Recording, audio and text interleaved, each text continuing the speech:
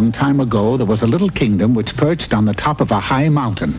The king of this little kingdom was constantly trying to find new ways to raise money to buy the things he thought the country needed. Like, a new robe for the king, for instance. How much is it? 500 pezuzos, Your Majesty. Well, I'll have to levy another tax on the little people. But we already have a tax on everything, Majesty. What can you tax them for? Easy. I'll just tax them for being little people. Hear ye, all people under 4'6" will be taxed accordingly. Well, there weren't very many people that little. Matter of fact, only one family in the kingdom was under 4'6", the Goblins, and they didn't like it a bit. Maybe we don't have height, but we've got heart. If you're gonna live on this mountain, you gotta pay the tax. Then we won't live on the mountain. We'll live in the mountain. Come on, all you goblins. And the whole Goblin family entered a hole in the side of the mountain and shut the door. And you better be careful from now on, or the goblins will get you if you don't watch out. As we said, that was a long, long time ago. Since then, many kings had come and gone, tall, short, and medium, but the goblins still lived inside of the mountain from where they would sally forth on moonlight nights to try to get people. Hey, Sam. Huh? What do we do with the people when we get them? Don't ask me. We never got one yet.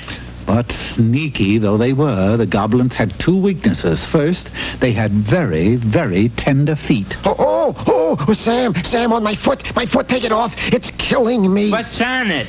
A feather. Oh, I bet that hurt. The goblins' second weakness was poetry. Yeah, we hate it. And that's one of the reasons they never got anybody. For all a person had to do was to say, 1, 2, buckle my shoe. 3, 4, shut the door. And the goblins were stopped cold. Now, one day, the king decided to tell his daughter, Irene, the facts of life. And remember, the goblins will get you if you don't watch out.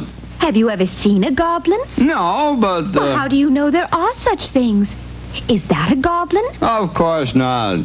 Is that a goblin? No. Is that a goblin? Why, yes, I believe it is. It is! A goblin! A goblin! And the princess ran for her life with the goblin close behind her. I told you they'd get you. But I don't want to be got. Help! Help! The king summoned his knights, but their swords made no impression on the goblins at all. Things looked bad for the princess. Across a young miner named Curdy. And he was so struck by the princess' beauty that he was moved to poetry. Oh, Princess fair, your golden hair, upon your head, I see it there. And, of course, that stopped the goblin in his tracks, for he just couldn't stand poetry. You saved me with your poem. Are you a handsome prince in disguise? No, I'm just a handsome miner boy. Brave, courageous. Couldn't you go somewhere and learn to be a prince? Like where? How about Princeton? Isn't that awful? Little did the princess know that the goblin who had chased her was the prince of goblins himself, that he was determined to make her his bride. Are we almost there? This is his spot, Gov. Unfortunately for the goblins, they had chosen to come up in the middle of the royal croquet court. 4! Not the right spot, huh? A little more this way, I think. Yeah, there she is. Grab her. But the goblins had guessed wrong again and got Curdy instead. You fellows are making a terrible mistake. I'm Curdy. You sure are, hun.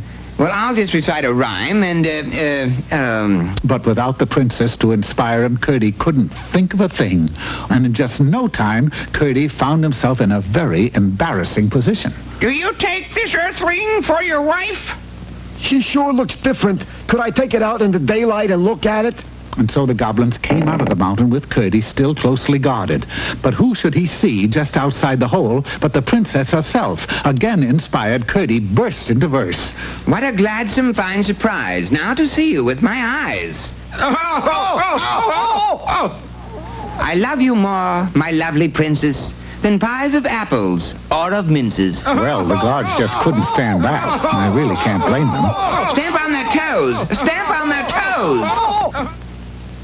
And the goblins fled back into the mountain forever. See? I told you the goblins will get you if you don't watch out. But you were wrong. I was? Sure. It's the love bug that gets you if you don't watch out.